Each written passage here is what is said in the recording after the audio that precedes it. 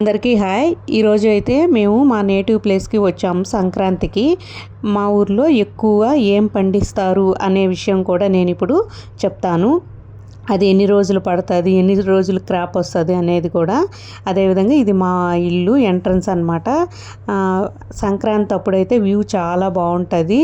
మొత్తం అంటే వరి వేసి 1 మంత్ అయి ఉంటుంది కాబట్టి మొత్తం అంతా గ్రీన్గా చాలా బాగుంటుంది. అటు సైడ్ అంతా మా ఊరు అనమాట. ఈ చెట్లు అడ్డం ఉన్నాయి, కనిపించట్లేదు. ఇటు సైడ్ వచ్చి అంతా పొలాలు ఉంటాయి.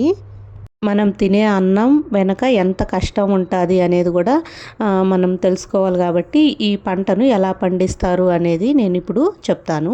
ఫస్ట్ వడ్లు నారు పోస్తారు. నారు పోసి 1 మంత్ అయిన తర్వాత నాట్లన్నీ తీసి మళ్ళీ వేరేగా గుచ్చుతారు, సపరేట్గా.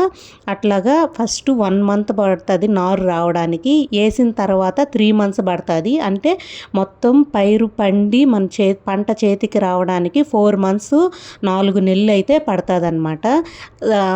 కరెక్ట్గా అన్నీ తెగుళ్ళు ఏం లేకుండా వర్షాలు ఒక్కొక్కసారి పంట చేతికి వచ్చేటప్పుడు కూడా వర్షాలు పడతాయి. అట్లాంటివి ఏమన్నా వచ్చాయంటే చాలా నష్టపోతారు రైతులు.